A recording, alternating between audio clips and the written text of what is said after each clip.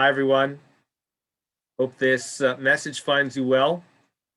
Once again, we are meeting remotely, and hopefully this will be an idea that we can consider and dwell on, think about over the course of Shabbos. This week, these words are in honor of Nathaniel Rakovsky, whose bar mitzvah we celebrate this coming Shabbos.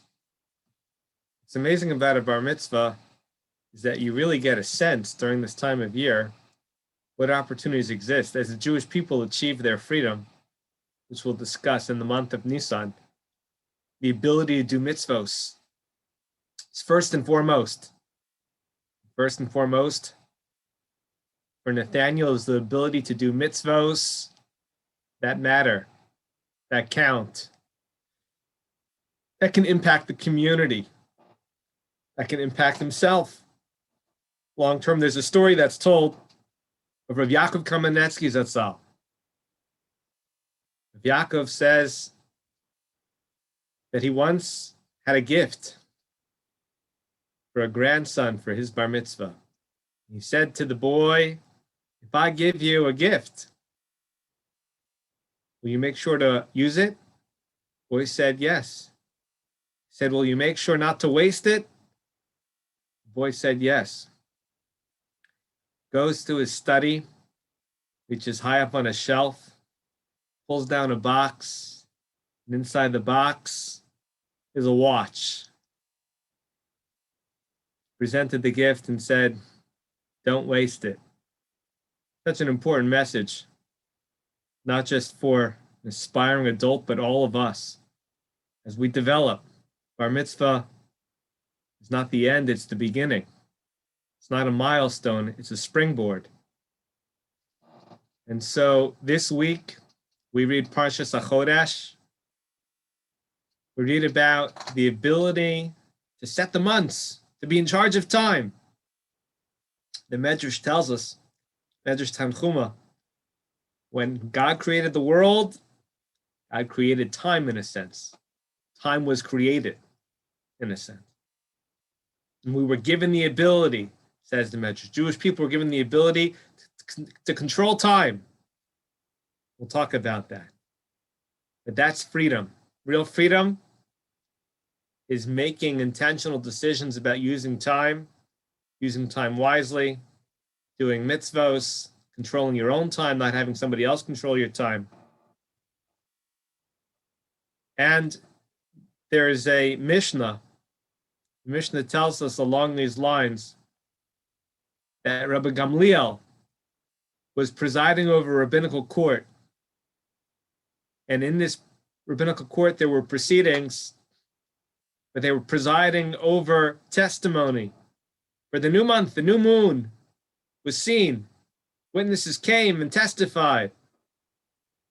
And the rabbinical court, led by Rabbi Gamliel, accepted the testimony. That's how it works. They see the new moon.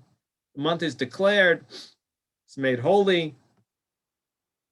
And the whole country, all the people follow this. Alas, it was found out that these witnesses were lying.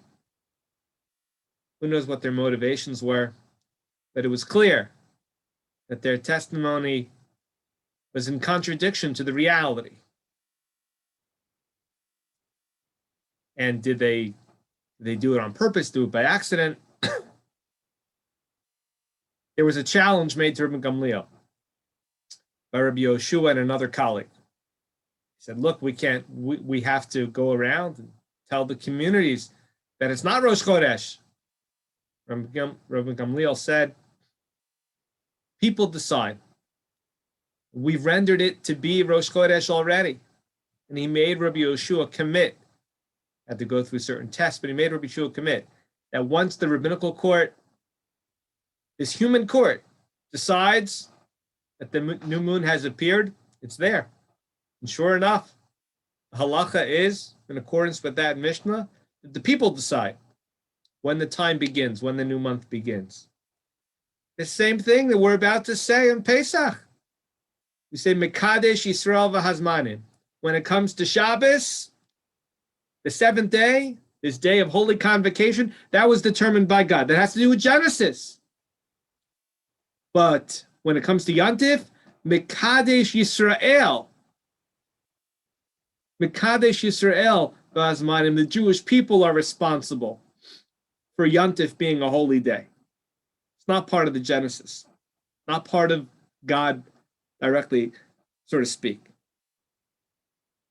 Another example, when the bar mitzvah, if you have two boys, and if you have a boy born during a leap year on Adar Sheni, when there is a second Adar, the first week, and that same year you have another boy who was born the last week of Adar Rishon, 13 years later when they have their bar mitzvah, who goes first? The boy who was born later, the boy who was born during the first week of Adar Sheni, the second Adar. His bar mitzvah is first. What happened? We all know the other boy came along. So we see that the Jewish people can control time. We're given this gift of time. Halacha can dictate what time it actually is. Retroactively, we have gone back in a sense and changed the science, the time, the sequencing, the maturity level, the maturation. According to some, perhaps even physiologically, but halachically. The boy born later, we tell him to have the bar mitzvah first. And so it is with us as well. Perhaps we could say, what's more significant? Tishrei, and those in my Gemara class will appreciate this. Tishrei or Nisan? Tishrei, the creation of the world. You can make the argument that in Nisan, the creation of the Jewish people, giving them the access to mitzvos, giving them time, that commodity, that non-tangible commodity, even more important, more significant. Given time, given the opportunity, doing mitzvos accordingly. And only when they had their freedom could they be commanded to utilize their freedom. Of course, the same thing exists with Shabbos. But when we have Shabbos and we go through Shabbos, we realize the importance of time.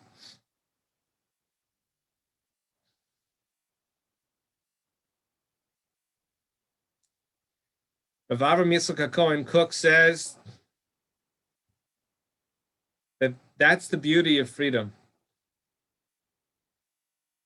Rav Kook Zatzal explains being able to choose God when you have the opportunity to choose God. We live in this country, America. We live in Western civilization where for most of us, most of the time, there's freedom of religion. If we're able to choose God, when we have this freedom of choosing anything we want, that's the real celebration of freedom. It's us understanding, in a sense, that we have the opportunity to utilize time. We're not going to let life live us. We're going to live life intentionally, taking control of being able to live time. And one, with regards to the specifics of our parsha, just one comment about the Mishkan. A related idea. When the Jewish people built the Mishkan, when they built the Mishkan, they thought, we're going to be in Israel soon. It's not that far away. And then after they built the Mishkan and they were punished, and you had the spies, and they were decreed and punished that it's going to be 40 years, the generation is going to die out. You know what? The Mishkan ended up lasting hundreds of years. And you see they had an eagerness, because from their perspective, the Mishkan was only going to be there for a little while. But they were zealous. They were excited about the mitzvah of building a Mishkan. And even though they knew it was going to be temporary, they put their all into it. And it lasted a very long time. So when it comes to a bar mitzvah, being excited about doing mitzvahs, and now having this new reality of having actions matter and being able to do mitzvahs, bar mitzvah, the mitzvahs really matter.